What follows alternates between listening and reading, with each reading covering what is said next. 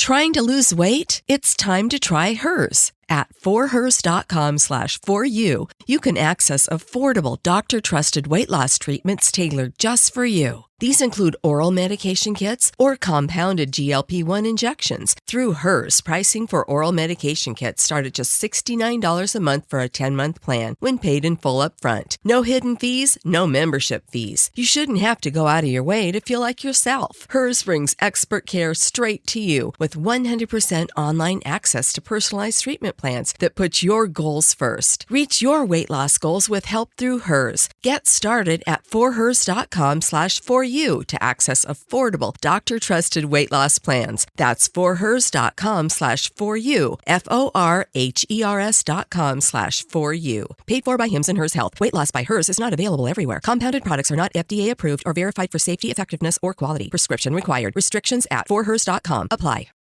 From Hollywood, it's time now for... Johnny Dollar. The count's 3-2 and the bases are loaded. And Ted Williams is at bat, huh, McGraw? Oh, Johnny, how'd you know it was me? Oh, just psychic, I guess. What's on your mind, Bert? Fella named Henry Sampson. Ever hear of him? Name's familiar. Well, it should be. He owns about half the newspapers in the South. Which means he isn't exactly struggling for money, huh? Right. In fact, he collects it. Figures. Especially Confederate money. Well, anybody can... What? Yes, sir, Johnny. He has one of the largest collections of old coins in this country. Oh? And a Confederate $50 he owns has disappeared. Bert, Confederate money isn't worth its weight in salt. That's where you're all wrong, Johnny. Huh? This particular $50 is insured for $20,000.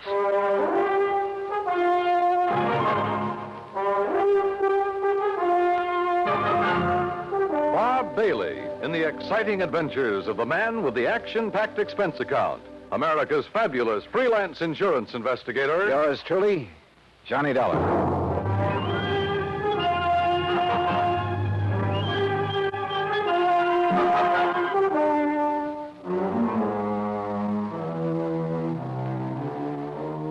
Expense account submitted by Special Investigator Johnny Dollar to the Providential Assurance Company, 393 Dewey Avenue, Hartford, Connecticut.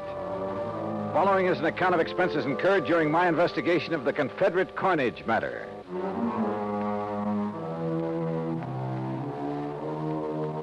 Expense account item 1, $1.20 taxi from my apartment to Bert McGraw's office.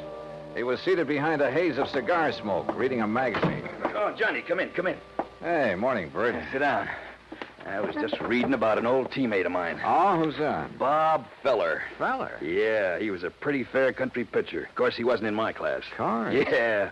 Many's the time I had to help old Bob out of a spot. Yes, sirree, Bob. That boy could get himself into more jams. Well, I remember... I didn't know you played with the Cleveland Indians, Bert. What? Well, I... Blasted cigar. You been reading up on baseball, Johnny? No, but I remember Bob Feller. Who doesn't? In 1940, I saw him pitch a no-hit, no-run game for the Indians. Oh, well, now, wait a minute. You and me, we must be talking about two different fellers. Yes, sir. That's so? Why, sure. This Bob Feller that was my teammate, he played ball for the Apalachicola Alligators. Yes, sir. Good old Bob Feller. Spelled it Faller. Fowler. Yeah. Yeah. Now, Johnny, about this Henry Sampson thing. His secretary called here just before I talked to you. Told me the coin had been stolen. Well, now, what makes that particular coin worth $20,000, Bert? Well, like I said, it's Confederate money, a silver $50, and where it was minted or something. That's what does it, I guess. Where was it minted? New Orleans. Now, during the whole time of the Civil War, that mint only turned out $4 $50. How come? Well, how should I know? I'm only going by what's on Sampson's original policy application. But you're sure about there being only 4 of those $50? Well, no, I'm not sure. You mean you've never checked? You insured the thing on Sampson's say-so? Well, Johnny, look, we were glad to get his business. Well, you must have been out of your mind. Oh, now stop balking, Johnny. You want to know how come that mint didn't make any more of them? You go ask him. I plan to. Where'd you say he lived? Right outside Birmingham, a place called Shade Mountain. Expense account item 2, $107, air transportation, Hartford to Birmingham, Alabama. I claimed my luggage and was about to step into a cab when I was approached by a man of about 30, crew cut, Brooks Brothers suit.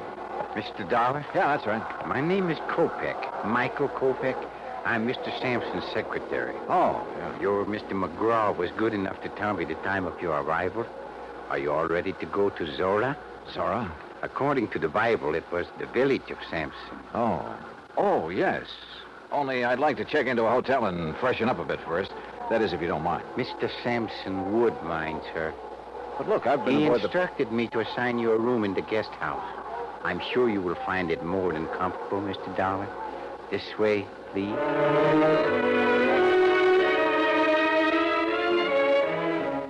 Just outside, standing in a no parking zone, was the Sampson limousine. A uniformed chauffeur took my bag, and about 40 minutes later, we passed through the gates of Zora, Sampson's private domain. Beside the main house, there were 2 guest houses, 2 swimming pools, a private zoo, stock farm, turkey ranch, and a number of cottages for the servants and maintenance people. Inside the main house, Kopek led me down a long hall lined with statues and oil paintings and other art objects. Finally, he stopped and opened a heavy door. Henry Sampson was seated behind a large desk, and standing near him was the most beautiful woman I had ever seen. Mr. Dollar, sir. Thank you, Michael. I'll call when I need you. Yes, sir. Well, Johnny, come in. Come in, sir. You had a pleasant journey down, I hope? Yes, fine, thanks. Good, good. Would you like a sample of our southern hospitality, Mr. Dollar? Well, Forgive me, my dear. Johnny, this is Mrs. Sampson. Delilah, Mr. Dollar. Mrs. Sampson? In case my question confused you, Johnny, I meant, would you like a drink? No, thanks. Not just now. Let the man catch his breath, Delilah. Now, Johnny, let me get on my feet. I can't give you more than 10 minutes of my time. So, let's get right down to business. This here's a display case that was broke into. Mm-hmm. None of your other coins were taken, huh? No. Whoever did it knew what they wanted. They got the most valuable one. What about this lock? Was it tampered with? Wouldn't have done him no good to tamper with it. It's the biggest and strongest that Yale makes. Reckon he knew that. That's why he broke the glass. Then you think someone familiar with this room and your collection took the coin? If you want to know the truth, he suspects me. Delilah. Mr. Sampson, did anything unusual happen that evening? Did you have any visitors? None. Delilah and I ate our supper. I worked for a couple of hours, same as always. Then we played casino till 10:30. We always play casino until 10:30, John. It's the only thing that relaxes my husband. I see. There were only 4 people besides myself in the house. Mrs. Sampson, Mary, her maid, Digger, my manservant, and Michael, my secretary. Good old Michael, the trusty troubleshooter. Mr. Sampson, according to your policy application, only 4 of those Confederate $half were ever made. Is that right? Yes, 'tis. Confederate states didn't have any silver bullion to make more.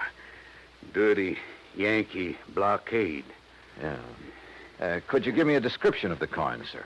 Sure. Originally, it was a regular Union 1861 piece. At the New Orleans Mint, they ground off the reverse side and stamped on the shield of the glorious Confederacy and the words Confederate States of America. Hallelujah. May the South rise again. Now, that's not funny, Delilah. I think it is.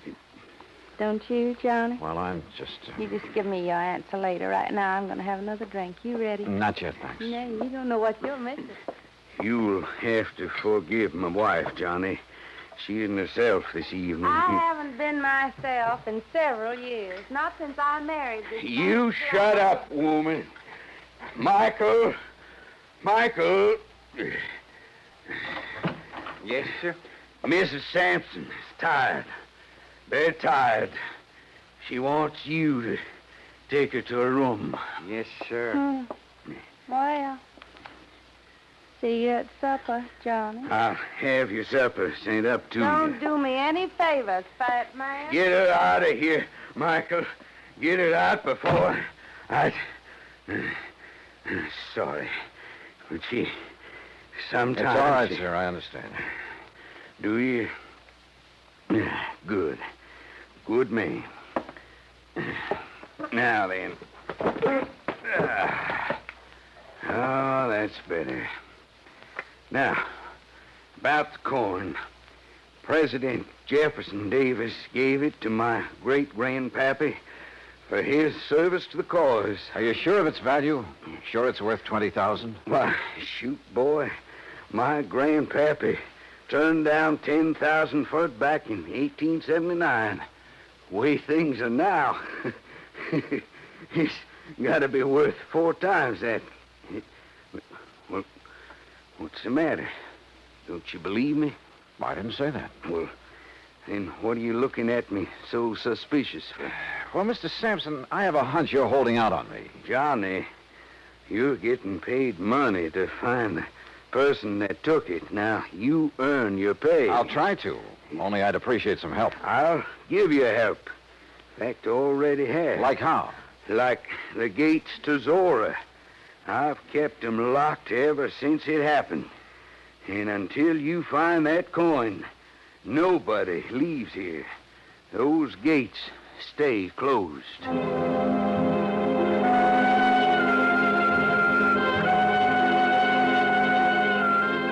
A few moments later, Kopek returned and escorted me across the magnolia-scented grounds to my rooms in one of the luxurious guest cottages.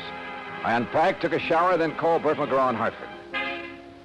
Well, how's it going, Johnny? It is not. Oh, come on now, boy. Sorry, Bert, but it looks like a real toughie. You don't want me to send in a pinch hitter, do you? Nope. But how about getting the dust off your pants and doing some legwork? All right, what kind of work? Find out for sure how many of those 1861 half-dollars were ever made and what their value is today. Wait a minute. What'd you say, John? Not you, Bert. Somebody at the door. You check on that coin. Got it? Like the Yankees have the pennant. Good luck, boy. Okay, I'm coming.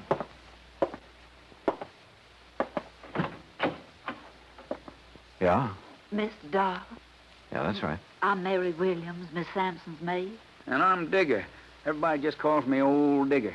He's Mr. Sampson's man. We snuck off and come over here to see you. Oh, well, come in, please. Thank you, sir. Oh, yes, yes, sir. Thank you, thank you. Sure hope nobody saw us come in here. Well, what's this all about, Mary? Mr. Darla, being an insurance investigator, you work for a company instead of the police, is that it? Yes, the company I'm working for now is in Hartford, Connecticut. Way up north. Oh, that's good. Mr. Darla, Digger here, he's just scared to death. Scared of what? If you'd be here a while, you'd know. Guys, you sure would. Well, can't you tell me? Mr. Sampson's got a big place here. He needs lots of folks to keep it up for him, and he gets them cheap from the prisons. What? Yes, sir. Somebody finds out who's going out on parole. The next thing a man knows, instead of being all the way free, he's here, working for Mr. Sampson. Yes, sir. And if he don't like it, Mr. Sampson has him sent back. Oh, come on now. Look, this is 1957. Things like that just don't happen anymore. Tell him, Digger. Mr. Dollar, sir, I don't want to go back to that place. No, sir. I don't ever want to go back. Oh, it's all right, Digger. Mr. Dollar, we wouldn't have bothered you at all, except that we, Digger and me, that is, we want to get married. That's right, yes. But if he's sent back to prison, well, he's already spent 15 years there. And you're afraid that Mr. Sampson is going to send him back? Yes, sir. Mr. Sampson or somebody else around here. But why? Well, come on. One of you say something. Well, sir, I ain't going to tell you, nobody else, Mr. Dollar. No, sir. I won't tell no matter what they do to me. I won't tell unless you give me your word. Unless you promise me. Promise you what? That you won't let Mr. Sampson or nobody send me back. You give me your word on the Bible, and I'll tell. Yes. Well, come on. Tell me what? Well, sir, Mr. Dollar, Digger knows who took that half-dollar piece.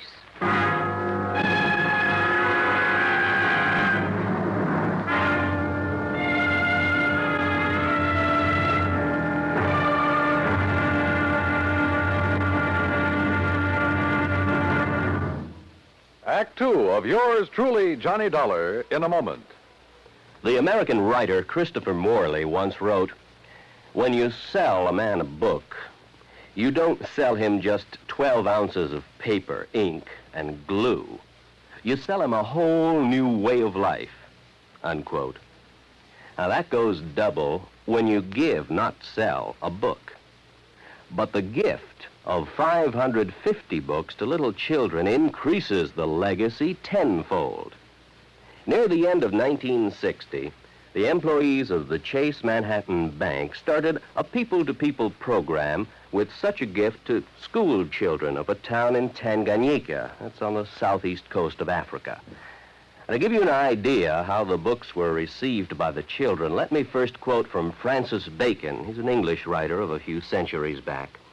He said, "Some books are to be tasted, others to be swallowed, and some few to be chewed and digested."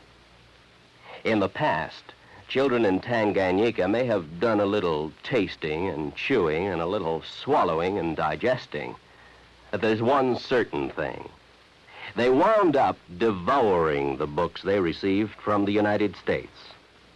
And they did so much of it that they, the ones in high school anyway, were able to reach the level of English children their age and pass the exams at the same time. That takes a lot of book learning, as they say.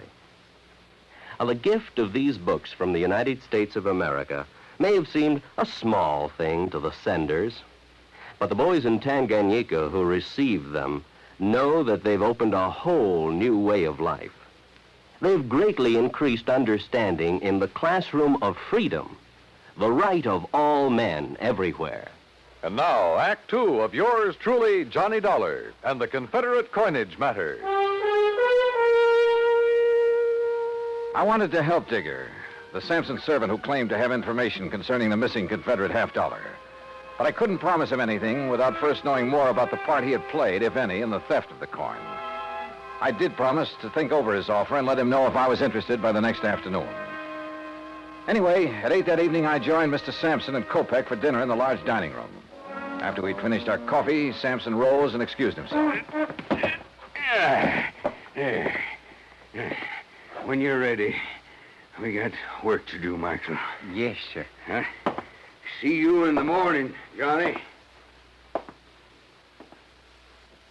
Well, how is the investigation coming, Mr. Dollar? Have you found any valuable clues? Nope, not a thing. Oh, that's too bad. But you haven't given up. Kopek, I haven't started. Uh-huh. Well, would you care for something else? If not... No, I'm fine. Then shall we... Yeah, sure. Say, tell me something, Kopek. Anything I can. What about the servants who were in the house the night of the theft? Digger and Mary? Yeah. What do you know about them? Everything that there is to know. I have a file containing the record on every one of Mr. Sampson's employees. If you like, I shall have the information on these two sent to your rooms. I'd appreciate it. Now, if you will excuse me, Mr. Sampson is waiting in the den. You can find your way back to the guest house? Hmm? Sure. Good night. Good night, Mr. Dollar. Johnny. Oh, Delilah. Oh, where are you? Up here, on the stairs. No, don't come up. Oh. Johnny, do you like to ride? Well, sure, only it's been a long time since I've had a chance to, and I didn't bring any riding clothes. That doesn't matter. Meet me at the stables before breakfast. You will, won't you, Johnny? What do you think? I went back to the guest house, and about half an hour later, Kopek delivered the files on Mary Williams and Digger. Everything Digger had told me was true. He had spent 15 years in prison on a manslaughter charge. So early the next morning, I crossed the green lawns of Zora and met Delilah at the stables. And a few minutes later, we were riding our horses away from the main house. Where shall we ride, Johnny? You want the cook's tour? Oh, I don't know. What's it include? Oh, the turkey farm, dairy, and zoo. Or would you rather go down to the river? Hey, you know, it's a funny thing, Delilah. What is? I've never seen a river. You fool. Come on, I'll race. Come on, boy. Come on.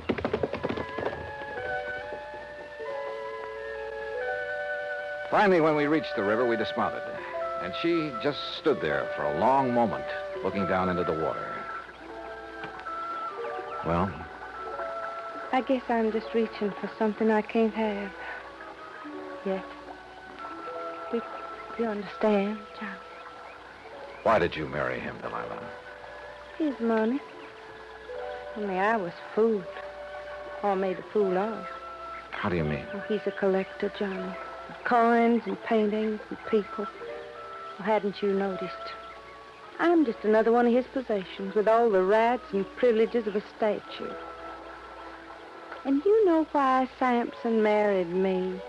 Because my parents named me Delilah. Well, why don't you leave him? Oh, I'd need money, a lot of it. And I thought I was going to get some. But now, maybe I'll get another chance. And when I do, Johnny, you keep in touch.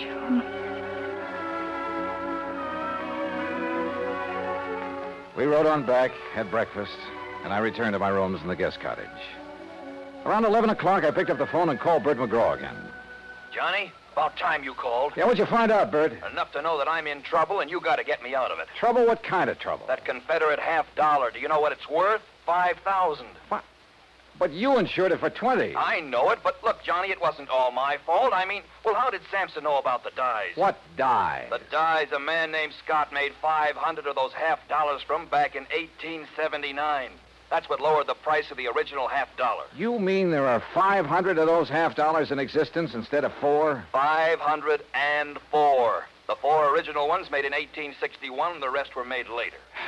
Well, looks like you're out 20 grand, Bert. Oh, don't say that. Unless. Yeah? Unless you're willing to let me try something down here. Anything, Johnny boy, anything. Even if it costs $5 grand? Well, you know what'll happen to me if the company has to take a loss of $20,000 for something worth only $5. Johnny, please, go ahead. Thanks, pal. I'll call you later.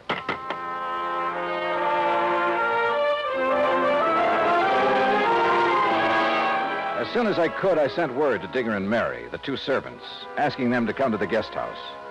It was almost 3 o'clock before they arrived. Miss Dollar, have you decided on what you're going to do? Yes, Mary, I have. Digger. Yes, sir? I can't promise that you won't be sent back to prison. Well, then I ain't going to tell you nothing. Now, wait. Dollar, sir. Let me finish. But I can promise that I'll do everything possible to help you. Well, sir, I have to ask Miss Mary. You know, she's the one who talked me into coming to you in the first place. I did it soon as he told me what he'd done. I didn't know about it till afterward, Mr. Dahl. All right. Just what did he do, Mary? Well, it wasn't his fault. He just had to break into that case and take that $50. Yeah, sir, that's right. I had to. Why? Because she said that she'd tell Mr. Sampson something real bad about me. Something that'd cause him to send me back to prison. She? Mrs. Sampson? Yes, sir.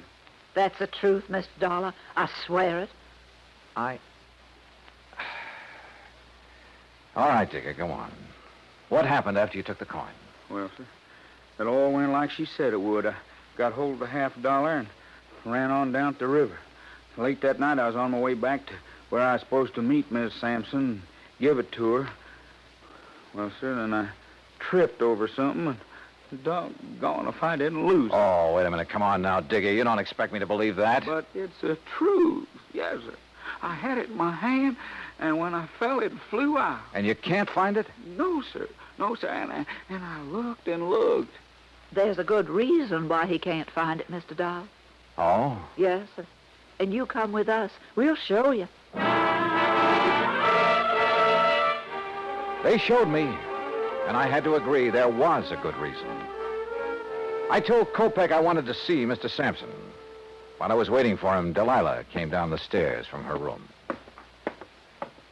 Johnny, I saw Digger take your suitcase out to the car. You aren't leaving. I will be in a few minutes. Well, Johnny, have you found the coin? No, not quite. But I know where it is. And I know how it got there. You do?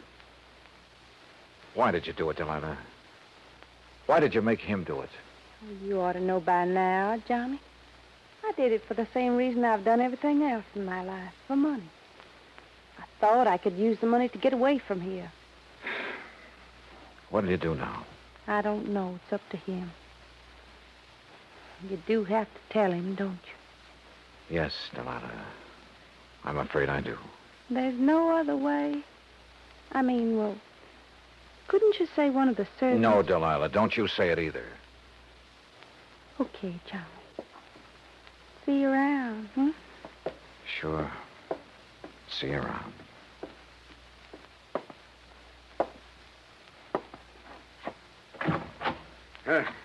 Come in, Johnny.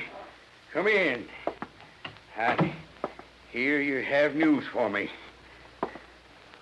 Well, boy, start in. Tell me. I told him as simply as I could. When it was over, he got to his feet and stared out the window for several minutes. When he turned back, he ordered Kopeck to find Digger and take him to the place where the coin had been lost. A few minutes later, we joined him there.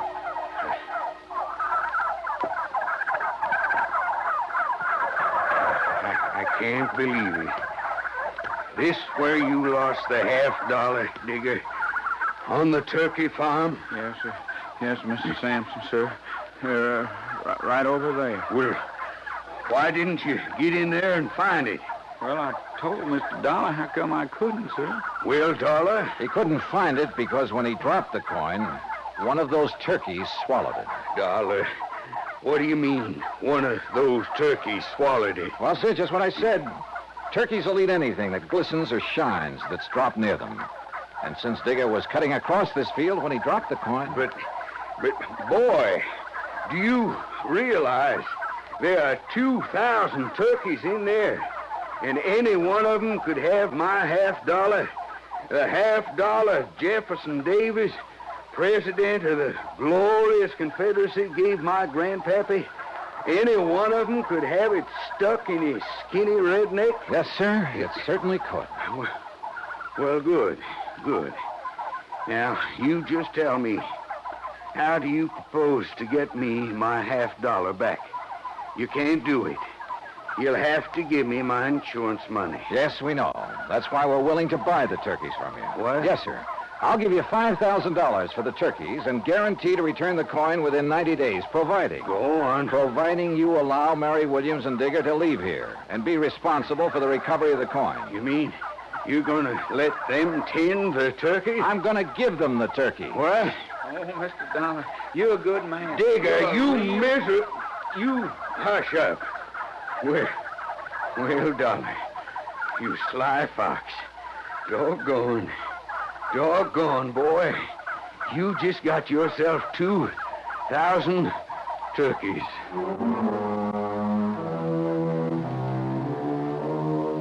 A couple of weeks after I left Birmingham, I received a letter from Mr. and Mrs. Digger telling me that they'd found the coin in the craw of the bird they'd killed for their first Sunday dinner together. Which proves once again, miracles do happen.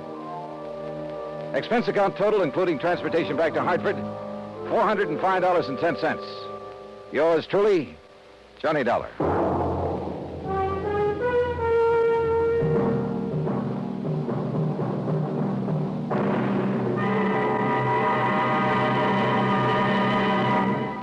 Now, here's our star to tell you about next week's story. Next week, the story of a tragedy that befell a sweet old widow, and the very surprising results.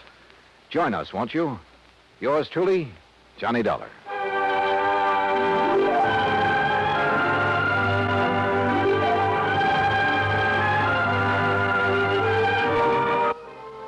Yours truly, Johnny Dollar, starring Bob Bailey, originates in Hollywood. Written by Charles B. Smith, it is produced and directed by Jack Johnstone. Heard in our cast were Virginia Gregg, Eleanor Audley, Herb Ellis, Herb Vigran, Forrest Lewis, and Vic Perrin. Be sure to join us next week, same time and station, for another exciting story of yours truly, Johnny Dollar. This is Dan Cubberly speaking.